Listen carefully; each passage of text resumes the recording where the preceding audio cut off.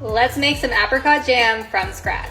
The best part about making your own jam is not only does it make awesome gifts for friends and family, but you have complete control over the ingredients, meaning you can use organic fruit, organic sugar, and organic lemons, and you have a product that now is better than store-bought. First things first, you're going to chop up your apricots until you have 5 cups of apricots. Slice 2 lemons and squeeze them and add them both into your pot. Give that a stir and then add in your pectin, which you can find at your local Walmart or store. Bring that mixture to a boil, then you are ready to add your sugar. Add your sugar and bring to a boil and let it come to a rolling boil for 1 minute.